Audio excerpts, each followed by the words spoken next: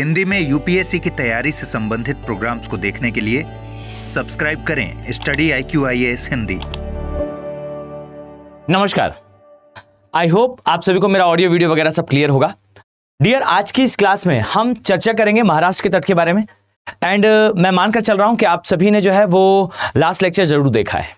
Last class में मैंने detail में डिस्कशन करा था रिगार्डिंग कैसे जो है वो महाराष्ट्र का तट और जो कर्नाटका का तट है ये हमारे लिए इंपॉर्टेंट है। मैंने वहां पर जो है पूरे वर्ल्ड से इसका कनेक्शन भी आपको बताया था कि कैसे कहा गया कि भाई हमारे जो पश्चिमी घाट के तट हैं ये सोने के हो गए जैसे ही सुएज नहर का निर्माण हुआ। ये सारी चर्चा हमारी लास्ट क्लास में हो चुकी थी और मैं मानकर चलता हूं कि आपने जो है इसे ठीक से सिंक इन भी करा होगा। ठीक है, मैं आगे जो है आज की क्लास में केरल के तट के बारे में आपसे चर्चा करूंगा। But before I start, make it sure कि अगर आपने अभी तक एनरोल नहीं करा है और आप पढ़ना चाहते हो, देखो यार, अगर आप इस सीरीज को फॉलो कर रहे हो, मतलब अगर मैं स्पष्ट तौर पर कहूं तो ये सीरीज में टॉपिक्स काफी डिटेल्ड मैनर में मैं कवर कर रहा हूं, जैसा आपने शायद क्लासेस में देखा भी है। अगर आप इसी तरीके से इसी टेम्परामेंट के साथ पढ़ना चाहते हो geography as a optional subject, तो डियर ये बैचेस अभी आपके लिए ओपन है। आप बहुत आसानी से इन बैचेस में एनरोल कर सकते हैं। डिस्क्रिप्शन बॉक्स में लिंक दिया हुआ है, जाओ एनरोल करो एंड फील द सब्जेक्ट।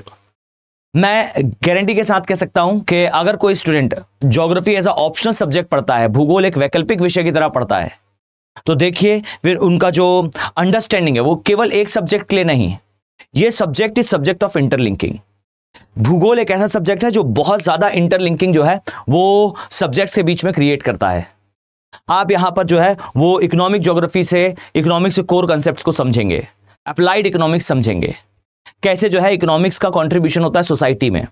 आप पूरा का पूरा इंटरनेशनल रिलेशन यानी कि पूरा का पूरा अंतरराष्ट्रीय संबंध सीख जाएंगे जब आप पढ़ेंगे जियोपॉलिटिक्स, जहां आप मैकेंडर की थ्योरी पढ़ेंगे कि किस प्रकार से जो है वर्ल्ड के केवल 10% एरिया को भी विन करके पूरे वर्ल्ड पर जो है वो कंट्रोल करा जा सकता है।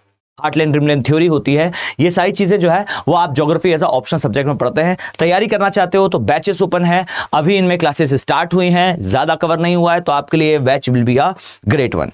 अगर टोटलिटी में तैयारी करना चाहते हो तो संपूर्ण बैचेस आर अवेलेबल। आप संपूर्ण बैचेस के साथ जो है वो अपनी तैयारी को आगे कंटिन्यू रख सकते हो। जस्ट इतना ध्यान रखें कि आप टाइमली जो है इन बैचेस में एनरोल कर लें। 21 मार्च से इनमें जो है वो क्लासेस स्टार्ट होने वाली हैं।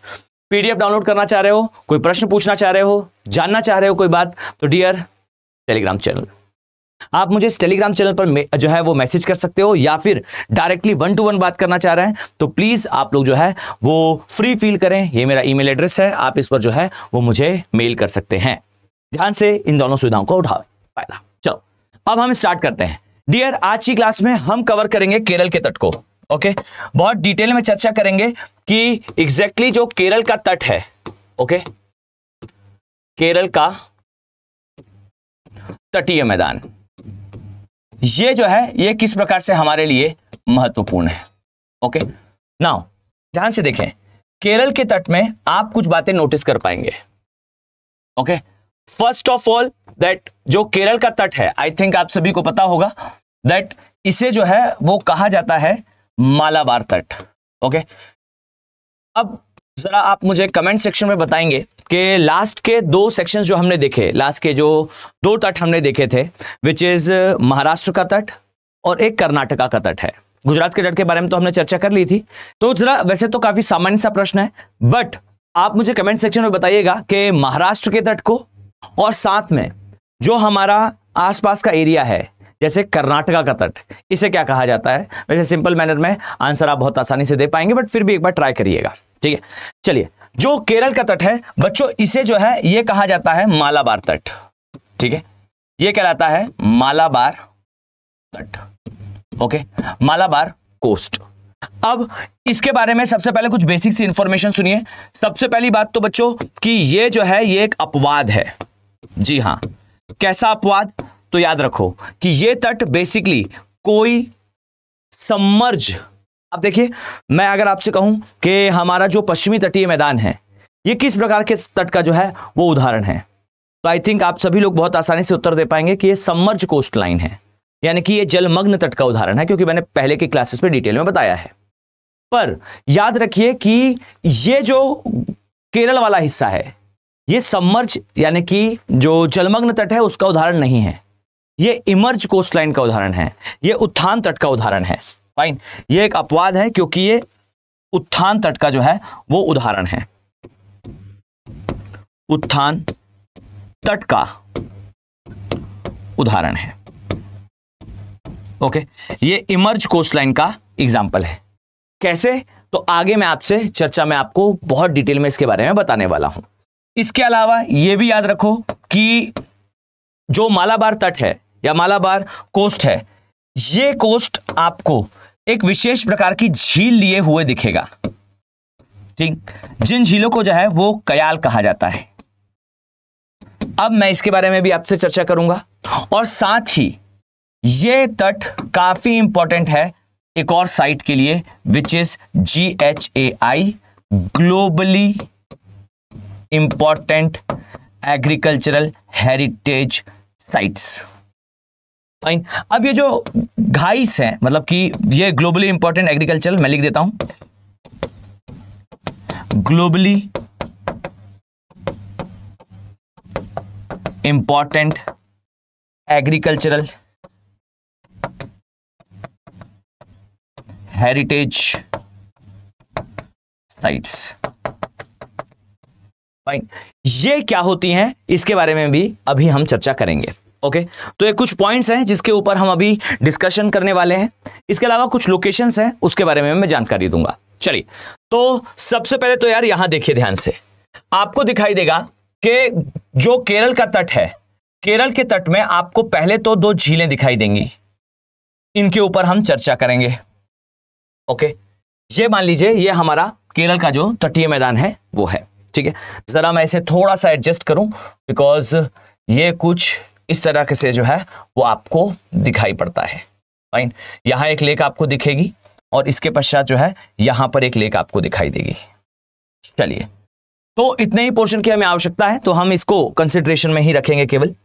अब यहां ध्यान से देखिए, आपको यहां कुछ प्लेसेस जो है वो मार्क करने हैं। सबसे पहले तो मैं यहां इसे जो है वो डिवाइड कर दूं। ये हम इस कोस्ट की बात कर रहे हैं, ये कोस्ट है Malabar coast. Okay, Malabar coast.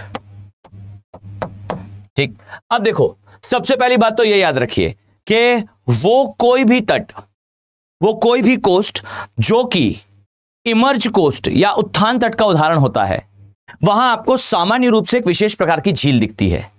इस झील को जो है वो कयाल कहा जाता है, या इस झील का एग्जैक्टली अगर मैं नाम बताऊं तो ये झील होती है लगून झील। यहां देखिए ध्यान से, लगून लेक्स। फाइन, ये लगून झीलें हैं। ठीक, अब एग्जैक्टली ये झीलें बच्चों होती क्या हैं, ये कैसे जो है वो दिखाई पड़ती हैं, या निर्माण कैसे होता है। तो देखो, सिंपल सी अगर मैं बात कहूं तो ये एक ऐसी झील होती है जो कि सागर का ही पानी लिए हुए होती है। इसका एक मुख जो है वो मुक्त सागर की ओर, ये जो है ये सागर है, इसकी ओर खुला होता है। बाकी ये होती पूरा का पूरा लैंड एरिया में ही है, यानी कि स्थलीय भाग में ही है। तो यहां पर आप देखोगे कि इस प्रकार से जो है वो यहां एक झील बनी है। झील का एक मुख जो है वो खुला हुआ है, कहां पर, मुक्त सागर की ओर। बाकी सागर का पानी बच्चों यहां भरा हुआ है, अर्थात a lake which is consist of saline water same as ocean, अर्थात ये सागर के ही पानी को लिए हुए है। मेक इट श्योर कि लगून लेक्स जो है वो कभी कभार आपको ब्रैकिश वाटर भी दिखाई देंगी। जनरली इसे जो है वो केवल खारे पानी के माना जाता है, बट कई बार ये जो है ये खारे पानी के अलावा ब्रैकिश वाटर भी होती है। अब ये क्या होता है, तो देखो यार, टेक्निकली एक बात याद रखना कि UPSC is a game of conceptual clarity.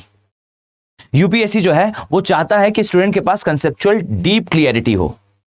यहां याद रखना कि जो लगून लेक्स हैं, जो कई बार जो है वो साधारण रूप से हम जनरल मैनर में ये कह देते हैं कि भाई ये जो है ये खारे पानी की ही झीलें हैं, पर कई बार इन झीलों में जो है वो नदियां अपना जल विसर्जित करती हैं, और जब नदियां इनमें अपना जल विसर्जित करती हैं तो हम इसे जो है वो ब्रैकिश कहते हैं। यहां 4 प्रकार का पानी होता है, एक खारा पानी, एक ताजा पानी, एक ऐसा पानी जिसका खारापन सागर से ज्यादा हो, वो ब्राइन लेक कहलाती है। और एक ऐसी झील जिसका पानी जो है वो सागर के पानी से कम खारा हो, वो ब्रैकिश कहलाती है। अब अगर सागर का पानी यहां भरा है और नदी का जल इसमें आकर विसर्जित होगा तो डेफिनेटली इसकी जो सैलिनिटी है, इसकी जो लवणता है, यह अपेक्षाकृत कम हो जाएगी। और अगर ये कम हो गई तो फिर हम इसे ब्रैकिश वाटर कहेंगे। तो ये याद रखिएगा, होती तो खारे पानी की ही है, सागर का जल ही इनमें उपस्थित होता है, बट इनमें जो है वो ब्रैकिश वाटर लेक के भी गुण होते हैं। कई बार इनमें नदियां जो है अपना जल विसर्जित करती हैं, इसीलिए। पॉइंट क्लियर है? तो मेक इट श्योर कि आपको इसे ध्यान रखना है। ठीक, चलिए अब वापस आते हैं। तो जो हमें केरल का एरिया दिखाई देता है, केरल का तट दिखाई देता है, आप यहां पाएंगे कि यहां पर आपको, जस्ट अ सेकेंड, यहां पर आपको जो है वो कुछ लेक्स इस तरीके से दिखाई, कुछ एरिया जो है इस तरीके से दिखाई देगा। जरा आप इसे ठीक से पढ़ पाए इसलिए मैं इसे क्लियर लिख दूं। ये है मालाबार कोस्ट, मालाबार तट। अब यहां देखिए बच्चों, यहां आपको जो है वो दो लगून झीलें दिखाई देंगी। पहली लगून झील है ये, इसे कहा जाता है वेम्बनाद झील। जी हां, this is called as Vembanad, Vembanad lake. ठीक, ये वेम्बनाद झील है, लगून झील है। इसके नीचे आओगे तो देन यहां आपको दिखाई देगा अष्टमुंडी झील, अष्टमुंडी झील। जस्ट अ सेकेंड, इसे जरा मैं सीधा लिख दूं, अदरवाइज आपको पढ़ने में जो है वो दिक्कत होगी। ये है अष्टमुंडी झील। ठीक, नाउ अब ये वेम्बनाद झील है, ये अष्टमुंडी झील है। दोनों ही झीलें कौन सी हैं? दोनों ही झीलें जो है वो लगून झील का उदाहरण है। अब यहां कुछ बातें नोटिस करिए। वेम्बनाद झील में आपको एक तो सबसे पहले ऊपर के साइड एक मार्किंग मिलेगी, इसे कहा जाता है, this area is called as Ernakulam. ये है एर्नाकुलम। ओके, अभी जो एर्नाकुलम है ये एक इंपॉर्टेंट सिटी है, कहां की? केरल की। फाइन। इसके अलावा यहां पर आपको जो है वो एक और स्थान दिखाई देगा, थोड़ा नीचे देखने को मिलेगा इस तरीके से, इसे कहा जाता है कोच्चि। ओके, ये केरल की जो है वो केरल का सबसे इंपॉर्टेंट पोर्ट है। कोच्चि को कहा जाता है कि ये केरल की जो है वो बैकबोन है। केरल का जो व्यापार होता है वो यहीं से होता है। मैं इस तरफ लिख दूंगा इसके बारे में, बाकी सिर्फ नाम लिख लेते हैं यहां पर। ये कोच्चि है और कोच्चि के लिए अब कुछ चीजें आपको ध्यान रखनी है। जैसे बच्चों नोट डाउन करेंगे यहां पर दैट कोच्चि जो है इसके लिए कहा जाता है कि ये अरब सागर की रानी है, क्वीन ऑफ अरेबियन सी, अरब सागर की रानी माना जाता है। अच्छा, एक बात और याद रखना, इसे अरब सागर की रानी क्यों कहते थे ब्रिटिशर्स? मतलब ये नाम जो है वो ब्रिटिशर्स के द्वारा दिया गया था। इसका पूरा हिस्ट्री है बेसिकली। मतलब अगर मैं आपको जरा इसे थोड़ा सा मैं क्लीन कर दूं जिससे मेरे पास स्पेस रहे, I will discuss about this also. मैं इसके बारे में भी आपसे डिस्कस करूंगा, बट थोड़ा स्पेस हो जाए फिर हम इसके बारे में चर्चा करेंगे। ठीक है, यहां ध्यान दीजिए, क्यों कहा जाता था ब्रिटिशर्स के द्वारा इसे अरब सागर की रानी? तो देखो इसके पीछे ना पूरी की पूरी हिस्ट्री है। मेरे पास अभी थोड़ा समय का अभाव है इसलिए मैं बहुत ज्यादा डिटेल में नहीं जाऊंगा, लेकिन मैं आपको हिंट जरूर करता हूं। देखिए इसकी जो लोकेशन आप पाओगे ये कुछ इस तरीके से है बच्चों। ठीक, ये जो है ये आप पाओगे कि ये हमारा प्रायद्वीपीय भारत है। यहां पर आपको जो है वो पूरा एरिया दिखाई देगा। अब देखो इस बात से समझो कि जो ब्रिटिशर्स थे they want to control the area, ये पूरे एरिया को कंट्रोल करना चाहते थे। कोच्चि ब्रिटिशर्स के लिए इसलिए बस इंपॉर्टेंट नहीं था कि कोच्चि से व्यापार हो सकता था। बेसिकली कोच्चि जो ब्रिटिशर्स थे उनके लिए इसलिए भी महत्वपूर्ण था क्योंकि इसकी ज्योग्राफिकल लोकेशन ऐसी थी कि ये काफी ज्यादा इन्फ्लुएंशियल हो जाता है, काफी ज्यादा प्रभावी हो जाता है इस पूरे ही क्षेत्र में ब्रिटिशर्स के लिए अगर प्रभुत्व स्थापित करना है तो। कोच्चि बिल्कुल सही इंटरनेशनल लोकेशन पे था। इंटरनेशनल लोकेशन पे आज भी है बट हम उसका उस तरीके से उपयोग नहीं करते हैं। उसका कारण भी आप अभी से कुछ देर में समझ जाओगे। मतलब हो सकता है आपके दिमाग में आए कि सर आप कह रहे हो कि ब्रिटिशर्स के लिए जो है ये एक अच्छी लोकेशन पर था, तो क्या हमारे लिए नहीं है? तो भाई हमारे लिए भी है, लेकिन हमने इसका यूज उस तरीके से नहीं किया है। क्यों नहीं किया है? क्योंकि हमने दूसरा एरिया डेवलप कर लिया है। अब वो दूसरा एरिया कैसे डेवलप हुआ और इसकी पूरी कहानी क्या है, तो कुछ देर में जो है आप इस बात को पूरा समझ जाओगे। पहले सुन लीजिए। चलिए अब यहां वापस आओ। तो ये वेम्बनाड झील है, इसके ऊपर आपको एर्नाकुलम दिखाई देगा which is the famous city of Kerala. इसके नीचे आपको कोच्चि दिखाई देगा, ये अरब सागर की रानी कहलाता है। इसके साथ इसके बारे में कुछ और भी डायमेंशंस हैं, जैसे कोच्चि के लिए पहले तो याद रखना दैट ये पहले के समय मसालों के व्यापार के लिए और खासकर काली मिर्च के व्यापार के लिए,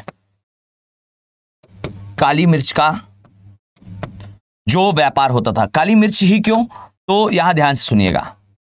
याद रखो काली मिर्च को कहा जाता था ये है ब्लैक गोल्ड। ओके, ये है ब्लैक गोल्ड, इसे काला सोना कहते थे।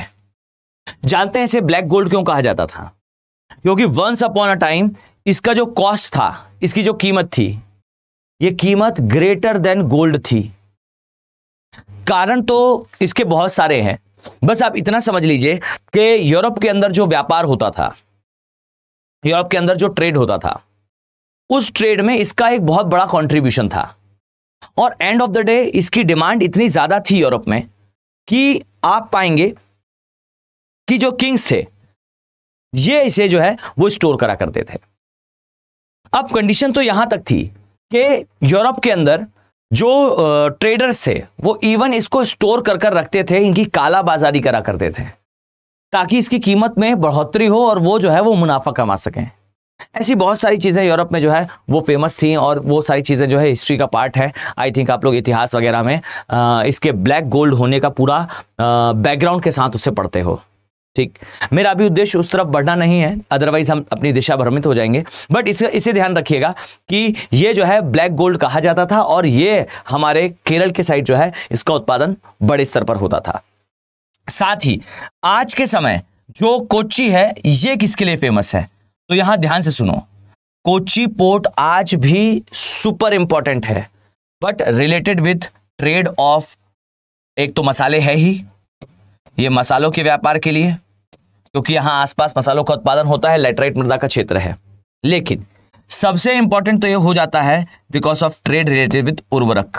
ठीक, ये रासायनिक उर्वरकों, रासायनिक उर्वरक तथा जो कीटनाशक हैं, इसके व्यापार के लिए ये जो है ये खासा प्रसिद्ध था। तो कोच्चि के लिए एक तो अरब सागर की रानी, ब्लैक पेपर का यानी कि काली मिर्च का इसका व्यापार, साथ ही ये जो है आज के समय रासायनिक उर्वरक और कीटनाशक के व्यापार के लिए प्रसिद्ध है। अब यहां आ जाइए जरा, ये हिस्सा आप देखोगे ये वेम्बनाड का एरिया है। इसके अंदर बच्चों एक बहुत इंपॉर्टेंट काम की बात है। देखिए यहां आपको दिखाई देगा एक नदी द्वीप, नो, झील के अंदर का द्वीप। जी हां, यहां आपको जो है झील के अंदर एक द्वीप दिखेगा। इस द्वीप का नाम अच्छे से याद रखिएगा। ठीक, इसे कहा जाता है, this island is known as Wellington द्वीप। जी हां, वेलिंगटन, वेलिंगटन द्वीप। अब ये वेलिंगटन द्वीप क्या है, अब यहां ध्यान से देखिए वेलिंगटन द्वीप क्या है। तो याद रखो ये एक ऐसा आइलैंड है जो कि एक तो पहली चीज झील के अंदर उपस्थित है। आपको ऐसे दो आइलैंड दिखेंगे, एक जो है वो पश्चिमी और एक जो है वो पूर्वी तट में है। पूर्वी तट में जो है उसे कहा जाता है श्रीहरिकोटा, वो भी ऐसे ही एक जो है वो झील के अंदर स्थित है। और ये वाला जो है ये भी झील के अंदर स्थित है, बट ये कहां पर है, पश्चिमी तटीय मैदान में। इसका नाम है वेलिंगटन द्वीप। और वेलिंगटन द्वीप के लिए हमेशा याद रखना कि this island is a super important place because यहां पर हमारा जो नेवी है, नेवी का एयर कमांड, इनका जो है वो ट्रेनिंग सेंटर है। और काम की बात पता है क्या है, हमें जो है कुछ बेसिक अंडरस्टैंडिंग नहीं होती सब्जेक्ट्स की, कुछ बेसिक सी चीजें हमें नहीं पता होती। याद रखो बच्चों, ये जो आप देख रहे हो दैट नेवी का एयर कमांड, अर्थात नेवी के पास अपना खुद का एयर कमांड होता है, पहले तो आप ये जान लीजिए। मतलब एक एयर कमांड तो भाई एक जैसा थल सेना, जल सेना, वायुसेना है, ये है। वायुसेना अपना कार्य कर रही है, वो अलग है। लेकिन जो नौसेना होती है, जो नेवी होती है, नेवी का काम सिर्फ ये नहीं होता कि भाई वो जो है वो जहाज वगैरह चलाकर एक जगह से दूसरे जगह जो है वो सुरक्षा के लिए जाए, या वॉर हो रही है तो नेवी जो है वो समुद्र में वॉर लड़ेगी। अब भाई एक सामान्य सी बात है कि समुद्र हर जगह नहीं है, तो नेवी का क्या रोल हर जगह नहीं हो सकता? बिल्कुल होता है। जो नेवी है वो अपने जो वॉरशिप्स हैं, जो अपने आपने सुना होगा एक शब्द होता है जो अक्सर यूज करा जाता है जब हम एयरक्राफ्ट को एक जगह से दूसरी जगह ले जाने के लिए चर्चा करते हैं, ये कहलाते हैं एयरक्राफ्ट कैरियर्स।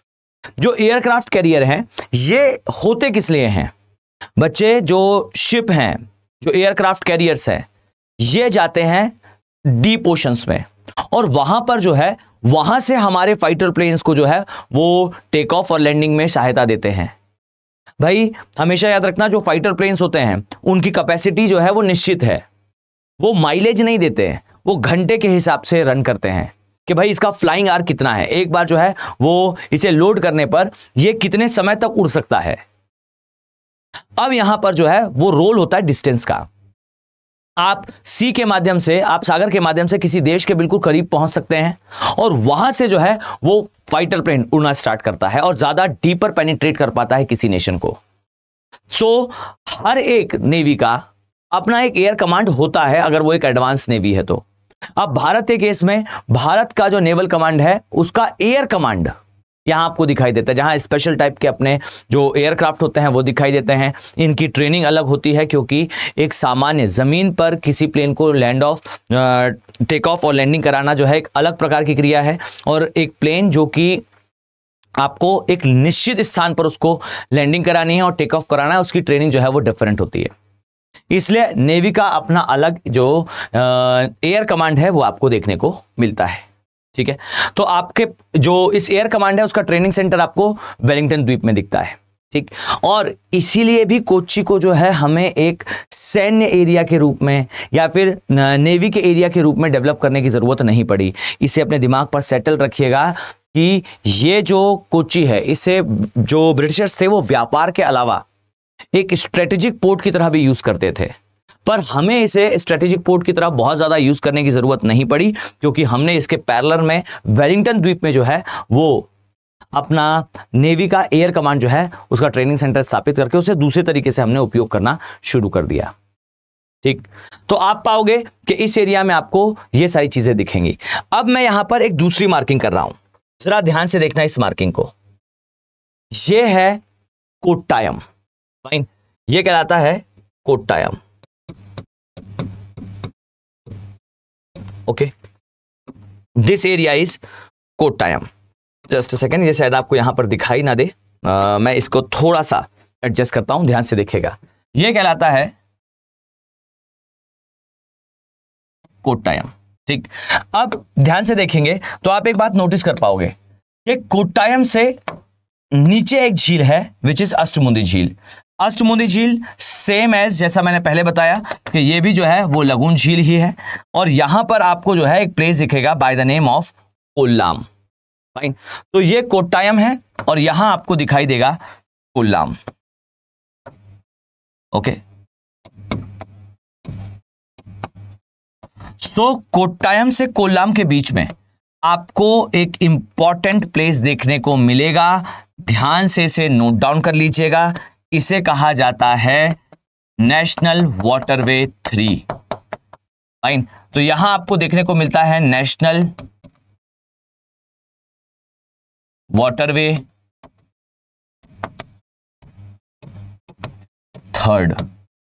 याद रखो बच्चों कि ये नेशनल वाटरवे 3 इज क्रूशियल। क्यों क्रूशियल है तो जरा ध्यान से सुनो, देखो ध्यान से। देखिए, हर एक पोर्ट की ना एक प्रॉब्लम होती है। बाई चांस मैंने आपसे कहा कि यहां पर जो है वो एक झील है इस तरीके से, ठीक, यहां पर एक झील है इस तरीके से। अब इन दोनों को अगर हम कनेक्ट कर दें तो हमें फायदा क्या होगा? तो इस बात को समझो कि कोच्चि एक बिजी पोर्ट है, तो इस पोर्ट में क्या करा जाता है कि निश्चित समय तक ही आप एक शिप को होल्ड कर सकते हो। अब एक बंदरगाह बनाया ही किस लिए जाता है? एक बंदरगाह कंस्ट्रक्ट करा जाता है कि भाई उस स्थान पर जो है वो शिप वगैरह लाए जा सके। आप शिप लाएंगे, शिप जो है वहां पार्क होगा, उसका जो आप कह लीजिए जो लगेज, जो सामान, जो आप कह लीजिए उत्पाद लेकर वो आया है, उस उत्पाद को जो है आप निकालेंगे, उन कार्गोस को आप निकालेंगे, शिप को फ्री करेंगे और शिप जो है वो कोई और उत्पाद लेकर वहां से निकल जाएगा। अब इस लोडिंग अनलोडिंग की क्रिया में it will take a time, ये एक समय लेता है। अब जहाज आकर जो है वो वहां पार्क तो हो नहीं सकते भाई, बहुत लंबे समय तक किसी शिप को वहां होल्ड करना is not possible for any port. किसी भी बंदरगाह के लिए किसी भी जहाज को लंबे समय तक होल्ड कर पाना संभव नहीं होता। इस कारण जो है वो जो बंदरगाह हैं हम उन्हें पूरा यूटिलाइज नहीं कर पाते। भारत सरकार ने यहां एक क्रांतिकारी जो है वो स्टेप लिया था बाय कनेक्टिंग टू लेक्स, ये कहलाता है नेशनल वाटरवे। मैं अभी से कुछ देर बाद नेशनल वाटरवे के बारे में जो है आपसे डिटेल में चर्चा करूंगा कि एग्जैक्टली ये क्या होते हैं, कैसे ये काम करते हैं। फाइन, ये जो है नेशनल वाटरवे अपने आप में एक ट्रिमेंडस टॉपिक है। मैं डिटेल में इसकी चर्चा अभी से कुछ देर बाद करूंगा, पर पहले मैं टॉपिक का स्पेसिफिक आपको जानकारी दे दूं। ठीक, देखो जो नेशनल वाटरवे थर्ड है ये कोट्टायम से कोल्लाम के बीच में आता है और ये इस उद्देश्य से बनाया गया है कि कोच्चि में आपको जो ट्रैफिक दिखता है, कोच्चि के लिए जो शिप वगैरह एंटर करते हैं वो कोच्चि में अपने आप की लोडिंग अनलोडिंग करा ले। इसके बाद बजाय इसके कि वो यहीं से वापस जाएं, अगर उन्हें जो है वो शिप की फर्दर लोडिंग करनी है तो वो जो है वो इस कैनाल में उतर सकते हैं और इस कैनाल में उतरने के बाद यहां पर जो है वर्क स्टेशन स्थापित करे गए हैं। अभी तो खैर वर्क चल रहा है पर नेशनल वाटरवे थर्ड बन तो गया है। ठीक, तो यहां पर जो है वर्क स्टेशंस बनाए गए हैं और ये सारे वर्क स्टेशंस जो है एज अ पोर्ट काम कर सकते हैं।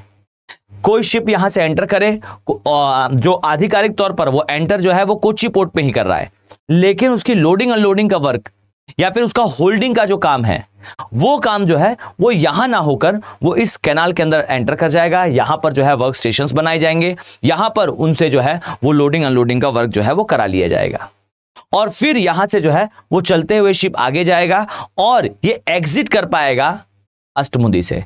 इससे दो मेजर चीजें सॉल्व हो जाएंगी। सबसे पहली समस्या तो ये सॉल्व हो जाएगी कि यहां पर ट्रैफिक कंट्रोल इजी हो जाएगा। दूसरा, इस पोर्ट का यूटिलाइजेशन बढ़ जाएगा क्योंकि इसकी लोकेशन बच्चों बहुत अच्छी है। ये वर्ल्ड के ट्रेड रूट पाथ के सबसे नियरेस्ट है। दुनिया का जो सबसे बिजिएस्ट ट्रेड रूट है जो हिंद महासागर में रेड सी से सुमात्रा तक जाता है, उसके सबसे नियरर आने वाले, भारत के अंदर स्थित सबसे नियरर आने वाले जो है वो पोर्ट में से एक है। तो ये इंडिया का ड्रीम प्रोजेक्ट भी था कि हम जो है वो कोच्चि का यूटिलाइजेशन बढ़ा सकें। Clear? So make it sure कि कोट्टायम से कोल्लाम के बीच में नेशनल वाटरवे थर्ड बनने से हमारे कोच्चि पोर्ट का यूटिलाइजेशन सरकार ने बढ़ा लिया है। ठीक, अब इसी तरीके से मैंने अष्टमुंदी लेक के बारे में बताया। ये दोनों ही लेक सेम है, ये दोनों ही लेक जो है वो लगून लेक है। और याद रखना कि केरल में लगून झीलों को जो है वो लगून नहीं है, वो लैगून है एक्चुअली में। फाइन, जो लैगून झीलें हैं इसे कयाल कहा जाता है। ओके, जो लैगून लेक्स हैं उसे कयाल कहा जाता है, ये ध्यान से याद रखिएगा। अब जरा इस एरिया की कुछ रिवर्स के बारे में मैं आपको बताता हूं, ध्यान से देखो। यहां आपको बच्चों एक तो ये नदी दिखाई देगी विच इज कॉल्ड एज भरतपूसा। ठीक, अब इसके बारे में जानते रहिए, मैं यहां नाम लिख देता हूं विच इज कॉल्ड एज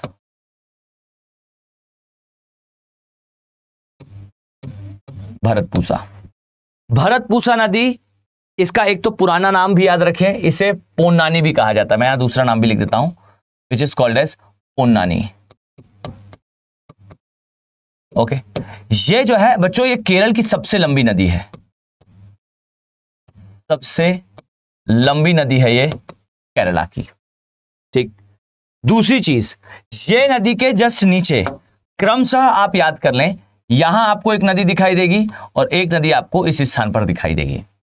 ठीक, भरतपूसा, इसके बाद पेरियार और उसके नीचे पाम्बियार।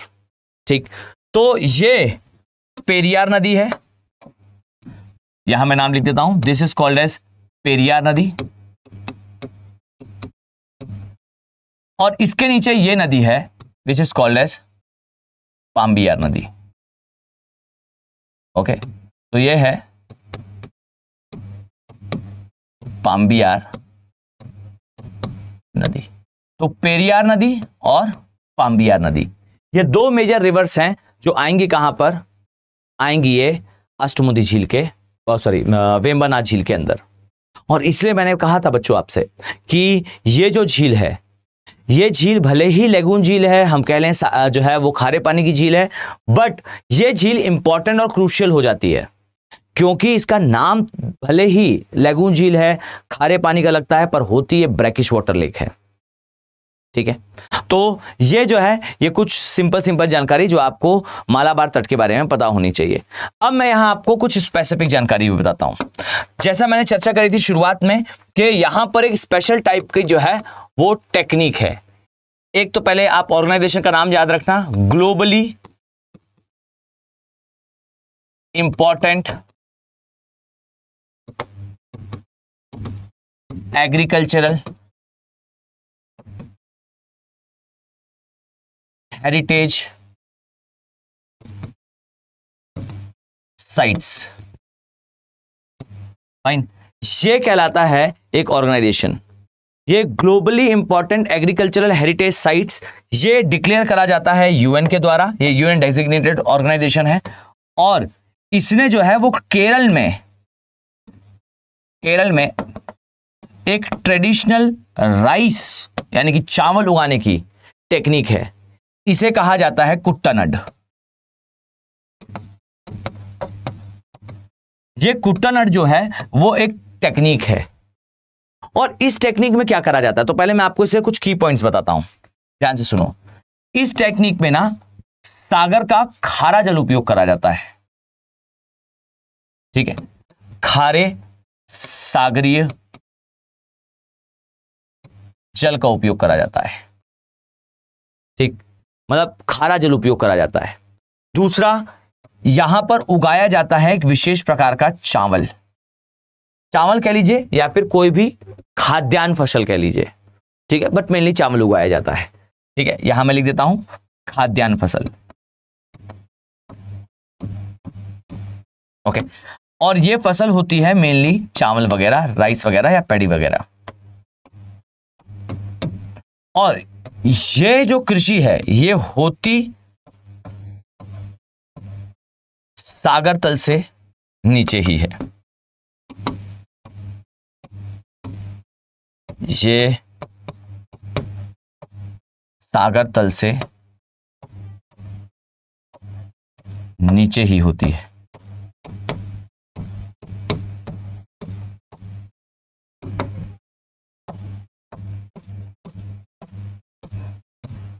ठीक है, सो मेक इट श्योर कि ये 3 पॉइंट्स अक्सर किताबों में लिखे होते हैं कि भाई कुट्टानड जो है वो खारे पानी का उपयोग करता है, खारे पानी की टेक्निक का उपयोग करता है, चावल वगैरह खाद्यान्न वगैरह फसल उगाने में होता है और सागर तल से नीचे होता है।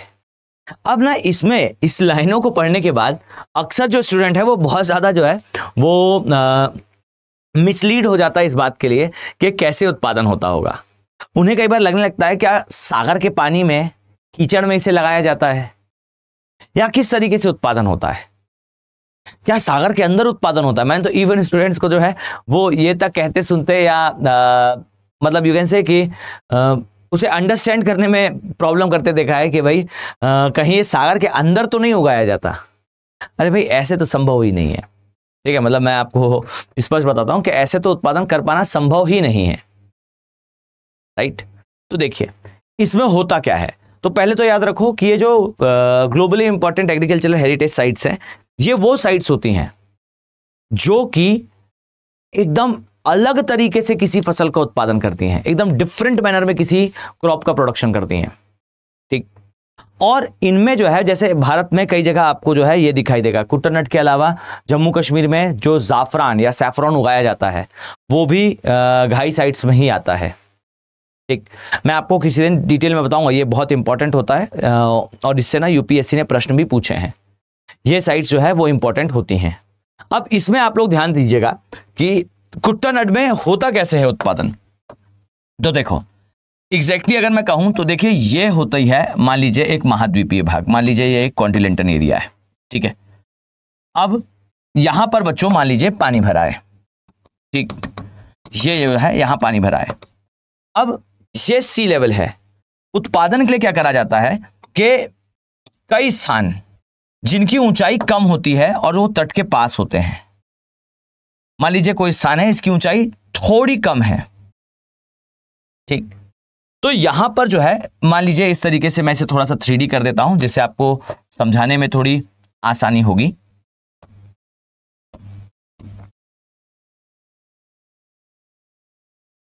ओके, मान लीजिए ये इस तरीके का स्थान है, ठीक, तो यहां पर जो है वो नहरें वगैरह बना ली जाती हैं, ठीक, यहां पर जो है वो इस तरीके से नहरें वगैरह बना ली जाती हैं, ठीक, और फिर यहां सागर का पानी जो है वो उपयोग करा जाता है। लेकिन ये सागर के अंदर नहीं हो रहा है, ये नहरें बनाकर सागर का खारा पानी जो है वो यहां तक ले आते हैं और फिर यहां पर जो है वो उगाई जाती हैं फसलें, ठीक। तो पहली बात तो ये कि ऐसा नहीं है कि सागर वगैरह के अंदर हो, ठीक। अब दूसरी बात सुनो, दूसरी बात यह है कि आपके दिमाग में प्रश्न आएगा कि सर हमने तो यहां तक पढ़ा है कि कई बार हिंदी मूवीज में दिखाया जाता है कि जो है वो एक दुष्ट व्यक्ति जो है अपने पड़ोसी का खेत खराब करने के लिए उसमें नमक वगैरह डाल देता है जिससे उसका खेत जो है वो हमेशा के लिए खराब हो जाए। भाई नमक डाल देने से या फिर खारे पानी का उपयोग करने से तो खेत खराब होगा, तो फिर यहां क्यों नहीं होता? क्या कोई स्पेशल जो है वो सॉइल होती है यहां? तो जरा ध्यान से सुनो, ऐसा नहीं है। इसके खराब नहीं होने का दूसरा कारण है। कारण यह है कि इसे थोड़ा अलग तरीके से उपयोग करा जाता है। पहली बात तो यह कि जब यह जल उपयोग करा जाता है तो डायरेक्टली सागर से नहीं लिया जाता, यह लिया जाता है झीलों से, और वो झीलें सागरों से कनेक्टेड होती हैं और उन झीलों में आसपास से नदी वगैरह से जल तो वैसे भी आता रहता है। तो यह जल नो डाउट होता सागर का ही जल है, लिखा पढ़ा बताया गलत नहीं जाता, लेकिन यह जल डायरेक्टली सागर से नहीं आता है। यह जल पहले जाता है कहां? झीलों वगैरह में, और फिर झीलों से इसे जो है वो अक्सर लिया जाता है। तो झील खारी है लेकिन उतनी खारी नहीं होती जितना एग्जैक्टली सागर का पानी है, तो इसका खारापन जो है वो अपेक्षाकृत थोड़ा कम हो जाता है और ये जो है वो झीलों के थ्रू यहां तक आता है। अब यहां पर जो एरिया है उसकी हाइट कम है इसलिए पानी जल्दी भर जाता है, तो यहां पर सॉइल को रेडी करना थोड़ा आसान हो जाता है। और एक बात याद रखना कि कुछ समय बाद इसे बंद कर लिया जाता है और फिर सामान्य पानी से इसकी सिंचाई करी जाती है। कुट्टनाड में एक्चुअली में जो लैंड है यानी कि जो जमीन है उसे प्रिपेयर करने में खारे पानी का उपयोग होता है, यानी कि जो जमीन की तैयारी है, जो खेत की तैयारी है, खेत की तैयारी है, इसमें जो है वो खारे पानी का उपयोग होता है। तो इसे थोड़ा सा आप लोग को याद रखना है दैट जो कुट्टनाड है ये एक पुरानी टेक्निक है। केरल के तटों में धान आदि का उत्पादन करने के लिए इसका मेनली उपयोग होता है, या तो खाद्यान्न फसलों के उत्पादन के लिए इसका उपयोग होता है। ऐसी 4 घाई साइट्स हैं इंडिया में, जरा आप लोग सर्च करिएगा, जानिएगा, अगर आप चाहें तो कमेंट सेक्शन पे जरूर उसे बताइएगा, ठीक है। चलो अब इसके अलावा अगला क्वेश्चन, अगली बात, जरा एक बात बताओ, tell me if I says कि जो हमारा केरल का तट है यहां पर जो हिल्स हैं वो कौन सी हमें दिखाई देती हैं? तो देखिए आप लोग को याद आ रहा होगा कि मैंने शुरुआत वाली क्लास में कहा था आपसे कि कुछ हिल्स मैं छोड़ रहा हूं, आगे मैं तटीय मैदान में उन्हें पिक करूंगा। टाइम आ चुका है बच्चों, ध्यान से देखना। देखिए ये जो है ये आपको दिखाई देगा केरल का एरिया, ठीक। जरा मैं इसे डायग्राम को जरा ठीक से प्लॉट कर लूं, ठीक। देखो आपको यह एरिया दिख रहा है। अब जरा समझना कि मैं अगर कहूं यहां कुछ हिल्स है, तो पहले तो एक काम करते हैं, इसे नॉर्मल बनाते हैं, अदरवाइज आप लोग को समझने में थोड़ी प्रॉब्लम होगी। देखिए ठीक, इस तरफ जो है वो ध्यान देंगे आप तो आपको केरल दिखाई देगा, राइट। इधर आप देखोगे तो आपको कर्नाटका दिखाई देगा,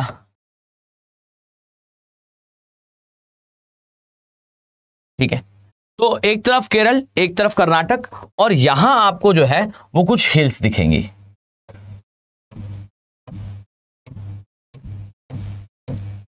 ठीक, ये है Annamalai hills, this side is Palani hills, Palani hills थोड़ा सा पीछे रहेगा, और फिर यहां पर है इस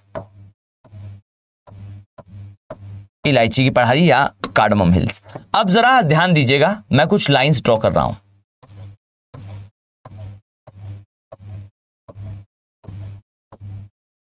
ओके बच्चों, इस तरफ कर्नाटक है, इस तरफ केरल है।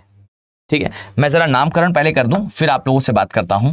ये है इज अन्नामलाई,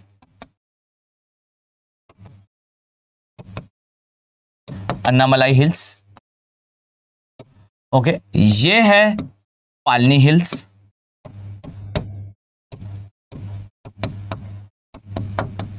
पालनी हिल्स, और ये है इलायची की पहाड़ियां, इलायची की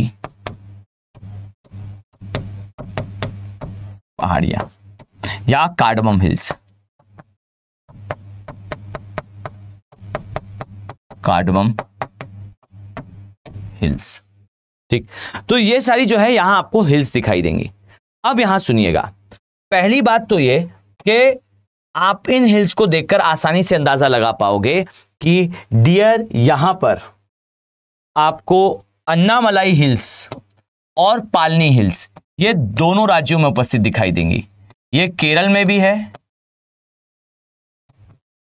और ये कर्नाटका में भी है।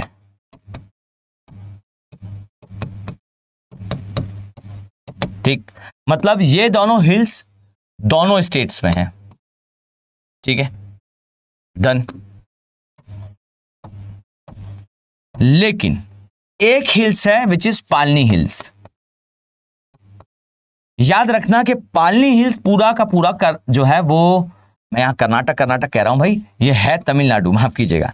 ओके, मैं कर्नाटक कर्नाटक कह रहा हूं और ये है इस तरफ का स्टेट, माफ कीजिएगा। जरा ऑब्वियस सी बात पर मैं जो है वो, ये तमिलनाडु है, तमिलनाडु। ठीक, तो जो केरल है आप पाओगे कि ये इधर पे केरल, इधर पर तमिलनाडु।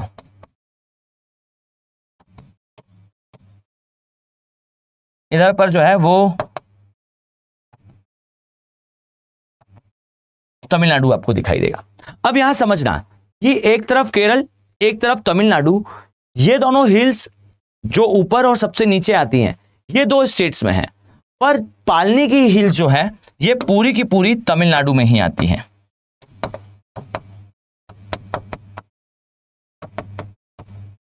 ठीक, तो इसका विशेष ध्यान रखना कि पालनी हिल्स का अपना इंपॉर्टेंस है तमिलनाडु के लिए।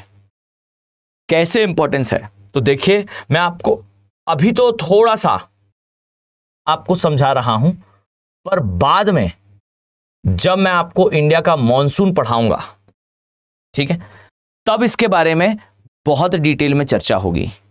मैं यहां आपसे डिस्कस करूंगा कि देखिएगा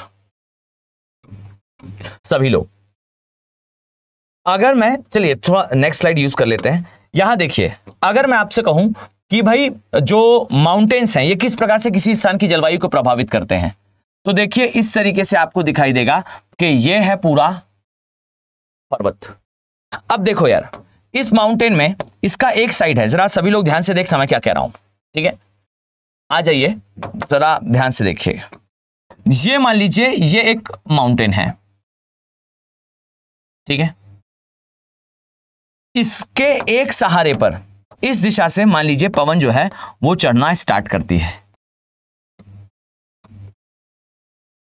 ये जहां से पवन आएगी इसे कहते हैं विंडवर्ड साइड। ये है विंडवर्ड साइड, इसे हिंदी में कहा जाता है पवन आमुख ढाल।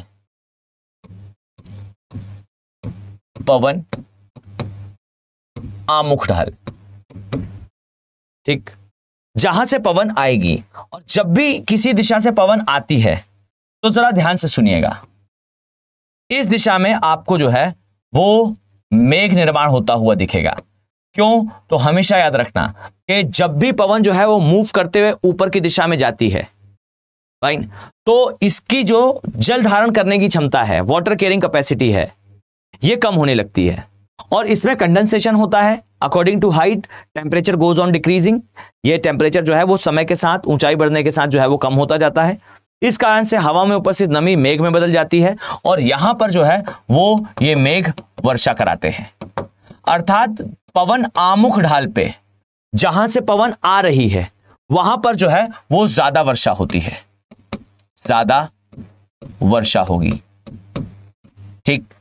और जहां से पवन नीचे उतरेगी, ठीक है, यहां से जो है वो इस तरीके से पवन नीचे उतरना स्टार्ट करेगी, ओके। और जैसे ही ये पवन नीचे उतरना स्टार्ट करेगी, आप पाओगे जैसे जैसे पवन नीचे आती जाएगी इसकी जल धारण करने की क्षमता बढ़ती जाएगी। कुल मिला के सीधे शब्दों में कहूं तो ऊंचाई घटने के साथ यहां पर संघनन नहीं होगा, संघनन नहीं होगा और संघनन नहीं होने से मेघ निर्माण भी नहीं होगा।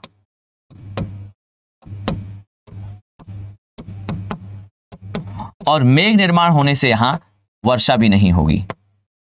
और बच्चों ये कहलाता है छायावृष्टि प्रदेश, इसे कहते हैं rain shadow zone, okay. This is called as rain shadow zone. और ये जो रेन शेडो जोन है, हमेशा याद रखना कि जब भी किसी एरिया में क्रिएट होगा वहां पर पानी एक तो कम होगा, वो वर्षा कम होगी, वो तो एक अलग ही मुद्दा है, ठीक है भाई, नहीं हो रहा है। लेकिन एक और बड़ी प्रॉब्लम है कि इसके आसपास के एरिया में हो रहा होगा। प्रॉब्लम ये नहीं है कि हमारे पास पानी नहीं है, प्रॉब्लम ये है हमारे पास नहीं है और आसपास वालों के पास है। This is a major issue, ये बड़ा मुद्दा हो जाता है। अब जरा देखिएगा, ये स्थिति है, इसे कहते हैं पवन विमुख ढाल, ठीक है, इसे लीवर्ड साइड कहते हैं इंग्लिश में। This is called as leeward side या फिर पवन विमुख ढाल। अब इससे देखिएगा जरा ध्यान से कि इससे क्या होता है। मैं जरा इसे थोड़ा सा साइड कर दूं जिससे जो है वो मैं आपको आगे की जो कहानी है वो समझा सकूं। देखिए, आप यहां देखेंगे ये हमारा इंडिया है, ये हमारा जो है वो प्रायद्वीपीय भारत है, ठीक है, पेनिनसुलर इंडिया है। अब आप इतने दिनों से पढ़ रहे हैं ज्योग्राफी, तो आई थिंक आपको अच्छे से पता होगा कि ये हमारा पश्चिमी घाट है, पश्चिमी घाट के पर्वत हैं, और ये हमारा हिमालयन पोर्शन है, ठीक है। आपको यहां पर देखिए स्पष्ट तौर पर दिखाई देगा कि जो तिब्बत का एरिया है यहां पर वर्षा कम होती है और जो हमारा भारत का सेंट्रल वाला एरिया है यहां पर भी वर्षा कम होती है। ये तिब्बत वाला पोर्शन है और ये भारत का बिल्कुल जो दक्षिण भारत में सेंट्रल वाला पोर्शन है, ये इन दोनों ही पोर्शंस में वर्षा कम होती है। ये तिब्बत वाला एरिया है, ये हिमालय का छायावृष्टि प्रदेश है, ध्यान से देखिएगा, ये हिमालय का छायावृष्टि प्रदेश है और ये हमारा प्रायद्वीपीय भारत में पश्चिमी घाट का छायावृष्टि प्रदेश है, पश्चिमी घाट का छायावृष्टि प्रदेश है। इसे बच्चों कहा जाता है second desert of India, Bharat का दूसरा मरुस्थल, दूसरा मरुस्थल। क्यों? वर्षा कम होती है। अब जरा इस बात को समझिएगा कि इस क्षेत्र में आपको और क्या देखने को मिलता है।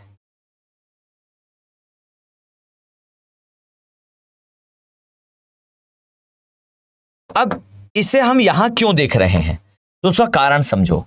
देखिए, ये हिल्स जो है वो कुछ इस तरीके से, यहां अगर मैं ड्रॉ करूं इस तरीके से तो आप यहां समझ पाओगे कि इस तरफ आ रहा है क्या, तमिलनाडु, ठीक है, यहां पर है तमिलनाडु, ओके, अब देखना कुछ हिल्स आपको ऐसे दिखाई पड़ती हैं। ये हिल्स इस तरीके से यहां पर उपस्थित हैं। ठीक, मान लेते हैं कि ये जो है वो इस तरीके से उपस्थित है। अब ये हिल्स क्या है, एक ब्रैकेट बना लेती हैं। इन हिल्स के कारण यहां तमिलनाडु में ज्यादा वर्षा जो है वो नहीं होती। तमिलनाडु के तट को जो है वो कोरोमंडल का तट कहते हैं। अब समझना कि जो हमारा दक्षिण पश्चिम मानसून आता है, पहले मानसून का चैप्टर आने दीजिए, मैं बहुत डिटेल में आपको समझाऊंगा कि एग्जैक्टली मानसून कैसे आता है और कैसे मानसून जो है वो ट्रिगर होता है। ठीक, लेकिन इस बात को समझो कि मान लीजिए इस तरीके से मानसून आ रहा है, ये भारत की ओर जो है वो ट्रैवल कर रहा है। तो ये जो पवने हैं, ये पवने इस तरफ, यहां इस तरीके से अगर ये मानसून आ रहा है तो ये पवने इस तरफ उस मानसून को रोकती हैं और भारत में केरल वाले एरिया में तो बारिश होती है पर्याप्त। केरल वाला एरिया कहां जाता है, पवन आमुख ढाल में, पवन आमुख ढाल में, तो यहां तो बढ़िया बारिश हो जाती है। लेकिन समस्या है, समस्या यह है कि तमिलनाडु वाले एरिया में जो है वो इस क्षेत्र में यहां वर्षा नहीं होती, तो यहां हो जाती है वर्षा कम। अब एक बात तो पहले याद रख लो कि तमिलनाडु लीवर्ड साइड में या पवन विमुख ढाल में आ जाता है, पवन विमुख ढाल में आ जाता है। किसके रिस्पेक्ट में, south western monsoon, south western monsoon. ठीक, दक्षिण पश्चिमी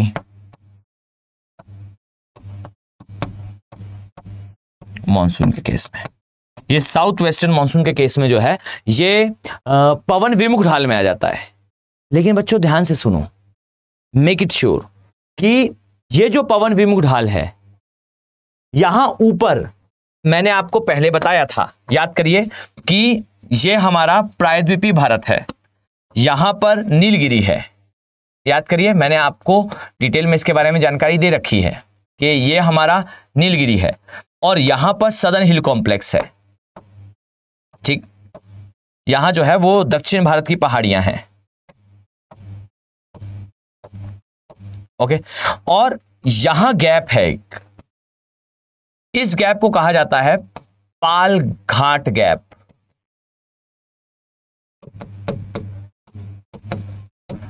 पाल घाट दर्रा। और याद रखना कि साउथ वेस्टर्न मानसून की जो पवने हैं, ठीक, हम थ्योरेटिकली पढ़ते हैं कि ये जो हिस्सा है वो तमिलनाडु के लिए एक छायावृष्टि प्रदेश का निर्माण कर रहा है। लेकिन हमारे साउथ वेस्टर्न मानसून की पवनें जो है वो पाल घाट दर्रे से होते हुए 2 स्थानों तक आसानी से पहुंच पाती हैं। याद रखना कि यहां पर आपको जो है वो एक केस साउथ वेस्टर्न मानसून का, साउथ वेस्टर्न मानसून का देखने को मिलता है। और ये जो पवने हैं ये निकलकर 2 स्थान, एक तो जो है वो बेंगलोर पहुंच जाती हैं, ठीक, और एक इसकी ब्रांच जो है वो कहीं ना कहीं तमिलनाडु भी पहुंच पाती है।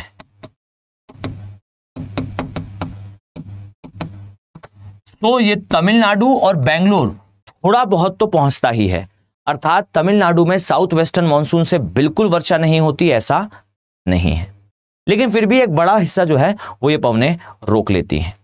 ठीक, चलिए, तो क्या हम ये कह सकते हैं कि तमिलनाडु में साउथ वेस्टर्न मानसून से बिल्कुल बारिश नहीं होती तो कभी बारिश नहीं होती?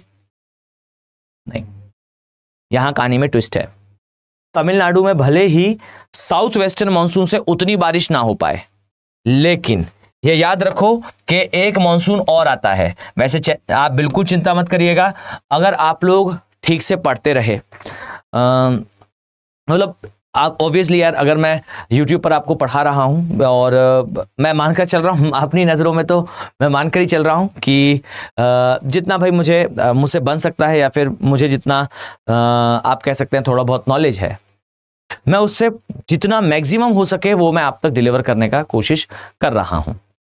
लेकिन अगर आप लोगों का जो है वो ऑब्वियसली मैं लेक्चर बना रहा हूँ या हम लेक्चर्स जो है वो डिलीवर कर रहे हैं, तो इसका कुछ ना कुछ उद्देश्य ये होता है कि ये लेक्चर जो है वो आप तक पहुंचे, ठीक, मतलब ज़्यादा से ज़्यादा लोग उसे देखें और उसमें जो है वो स्टूडेंट्स का उतना इंगेजमेंट हो, ठीक। तो अगर आप लोग इंटरेस्ट अपना बनाए रखते हैं तो इस सीरीज़ में आगे जाकर मैं एकदम क्रिस्टल क्लियर मैनर में आपको पढ़ाने वाला हूँ इंडिया का मॉनसून, ठीक। और ये जो इंडिया का मॉनसून होगा ये will be a game changing thing, ये एकदम क्रांतिकारी चीज़ होगी, क्योंकि मैं आपको इसमें अल नीनो, ला नीना, हिंद महासागर का द्विध्रुव से लेकर मॉनसून का रिवर्सल, मॉनसून की रिट्रीटिंग, मॉनसून का डेविएशन, मॉनसून पर क्लाइमेट का इंपैक्ट, मॉनसून पर ग्लोबल वार्मिंग का इंपैक्ट, और साथ में मैं डिस्कस करूंगा डिटेल में सोमालियन जेट स्ट्रीम का फॉर्मेशन, तिब्बतियन प्लेट्यू की हीटिंग और पूरे साउथ ईस्ट एशिया में रेनफॉल डिस्ट्रीब्यूशन में role of Indian ocean and हमारा प्रायद्वीपीय भारत की हीटिंग, और कैसे और क्यों कहा जाता है कि हमारे प्रायद्वीपीय भारत के गर्म होने से चीन में जो है वर्षा का पैटर्न पर इंपैक्ट आता है। ये सारी चर्चा मैं आगे करूंगा, और जिनका ऑप्शनल वगैरह होगा ना तो वो और ज्यादा डिटेल में इसे पढ़ेंगे।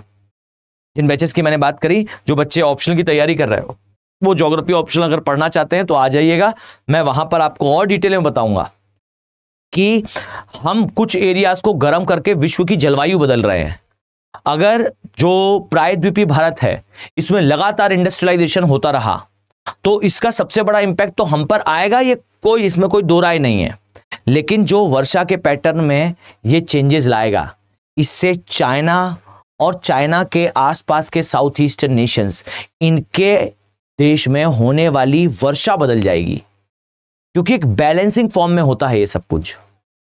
जैसे एक सीक्वेंस ऑफ इवेंट मैं आपको कहता हूं कि भारत सरकार जो है वो अक्सर ये पता करती है, खासकर जो क्रिसमस आइलैंड्स हैं या फिर हवाई आइलैंड्स हैं यहां पर, कि भाई हवा के चलने की दिशा क्या है। अगर ये हवाएं ऑस्ट्रेलिया की तरफ चल रही हैं तो ऑस्ट्रेलिया की तरफ चलने का मतलब है ऑस्ट्रेलिया में अच्छी बारिश होगी, भारत में अच्छी बारिश होगी, जो अफ्रीकन नेशंस है वहां ठीक बारिश होगी, चक्रवात ज्यादा आएंगे, ऑस्ट्रेलिया में ज्यादा चक्रवात या हरिकेन्स आएंगे, जो अमेरिकन कॉन्टिनेंट है वहां कैरेबियन द्वीपों में ठीक से वर्षा होगी, और यूरोप में ठंड का तापमान सामान्य रूप से बना रहेगा, और गर्मी आने पर भी तापमान बहुत अधिक ऊंचा नहीं जाएगा। और अगर हवाएं जो है वो दक्षिण अमेरिका की तरफ चल रही हैं तो चिली में आ जाएगी बाढ़, जो साइक्लोन है या चक्रवात है वो ऑस्ट्रेलिया में नहीं बनेंगे, ऑस्ट्रेलिया में जंगलों में आग लगने लगेगी, भारत में सूखा पड़ेगा, अफ्रीका में अकाल आएगा, और इसके अलावा जो यूरोप है वहां हीट वेव जैसे चलने की कंडीशंस क्रिएट हो जाएंगे। ये सब कुछ जो है आपस में इंटरलिंक है बच्चों। तो आप इस बात का विशेष ध्यान रखिएगा कि हम जो है, अगर आप लोग का ऑब्वियसली अगर आप लोग जो है वो चाहेंगे इस डिटेल के साथ पढ़ना, तो एक तो सिंपल सा तरीका, हर रोज लेक्चर देखिए, क्लासेस को 2 बार देखें और फिर नोट्स बनाएं, ठीक। नोट्स बनाकर आप मुझे टेलीग्राम पर भेज सकते हैं, मैं सभी के नोट्स देखता हूं और रिप्लाई भी करता हूं, आपको बताऊंगा कि भाई आप जो नोट्स बना रहे हो ये कैसे बन रहे हैं, ठीक है। साथ ही ये भी याद रखना कि अगर आप ठीक से नोट्स मेकिंग करते हो, उसकी अंडरस्टैंडिंग डेवलप करते हो, तो आपको आगे जाकर मेंस में इसका बहुत अच्छा फायदा मिलेगा। कमेंट सेक्शन पर अपना कमेंट लीव कर जाइएगा कि आपको लेक्चर कैसा लगा। बट अभी मैं जा नहीं रहा हूं, अभी पढ़ा रहा हूं, ठीक है। तो देखिए, तमिलनाडु के तट पर फिर बारिश कैसे होती है, तो जब मैं आपको डिटेल में मानसून पढ़ाऊंगा तो मैं आपको फिर वहां पर एक चर्चा दूंगा कि डियर, हमारा जो प्रायद्वीपीय भारत है इसमें लौटते हुए मानसून, जिसे कहते हैं रिट्रीटिंग मानसून, ये उत्तर पूर्वी मानसून है,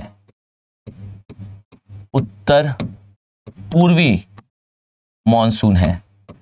इसके कारण हमारी ये जो पालनी की पहाड़ी है, ये जो है ये इसके रास्ते में एक बढ़िया अवरोध बनती है। वैसे तो अवरोध ये सभी बनती हैं, नो डाउट, ये भी सभी जो है वो हिल्स यहां आपको दिखाई देंगी, पर इसमें मेजर रोल जो है वो पालनी की पहाड़ी का होता है। और ये इस मॉनसून को जो है वो रोक लेती है। और रोकने के बाद सेम कंडीशन ये उत्तर पूर्वी मॉनसून के लिए बनती है कि उत्तर पूर्वी मॉनसून के लिए तमिलनाडु जो है वो पवन आमुख हो जाता है। उत्तर जो पूर्वी मॉनसून है उसके लिए तमिलनाडु पवन आमुख हो जाता है। और तमिलनाडु में उत्तर पूर्वी मॉनसून से, जो कि आपका जो है मॉनसून के बाद शीत ऋतु में आता है, फाइन, तो शीत ऋतु में इससे जो है वो वर्षा प्राप्त हो जाती है। ठीक, अब आप सोचिए कि तमिलनाडु को थोड़ी बहुत वर्षा जो है वो ग्रीष्मकालीन में तो मानसून से तो मिलती ही है, ठीक है, ओके, ये जो है ये ग्रीष्मकालीन मानसून से भी मिलती है, कम या ज्यादा बट मिलती तो है, ठीक, और शीत ऋतु में भी मिल जाती है। इसीलिए तमिलनाडु जो है वो भारत के कुछ इंपॉर्टेंट राइस प्रोड्यूसिंग एरियाज में से एक है, एक बड़े चावल उत्पादक क्षेत्र में से एक ये माना जाता है। बढ़िया राइस प्रोड्यूस करता है और इवन साल भर राइस प्रोड्यूस कर पाता है, क्योंकि उत्तर पूर्वी मानसून से तो पालनी की पहाड़ियों की सहायता से वर्षा होती ही है, साथ ही जो पाल घाट का गैप है इससे भी पवनें जो है वो तमिलनाडु तक पहुंच पाती हैं, इसलिए यहां पर वर्षा होती है। आई होप ये जो है ये पूरा डिस्कशन आपके लिए क्रिस्टल क्लियर, रॉक सॉलिड और मेटल हार्ड रहा होगा। आपके लिए कंसेप्चुअल क्लियरिटी के लिए जो है ये एक अच्छा लेक्चर रहा होगा। यार देखो, अगर आप लेक्चर देख रहे हो और यहां तक आए हो तो मैं एकदम स्पष्ट कह दूं कि आपको ज्योग्राफी समझ में आती है, आपको भूगोल समझ में आता है। और अगर आपको भूगोल समझ में आता है तो सोचिए मत, अगर आप यूपीएससी की तैयारी कर रहे हैं तो इस ऑप्शनों को पढ़ लीजिए। मैं हमेशा कहूंगा कि हमारे माध्यम की सबसे बड़ी समस्या, सबसे बड़ा प्रॉब्लम ये रही कि हमने जो है वो इस ऑप्शनल को समय के साथ जो है वो लीव करना शुरू कर दिया, ये सोचकर कि शायद ये ऑप्शन बड़ा कठिन है। या फिर कई लोगों को मैंने बोलता सुना है कि ये तो इंग्लिश मीडियम का ऑप्शनल है। एक बात बताइए, अगर ये इंग्लिश मीडियम का ही ऑप्शनल है तो फिर उसका रिजल्ट भी तो हमसे बेहतर है।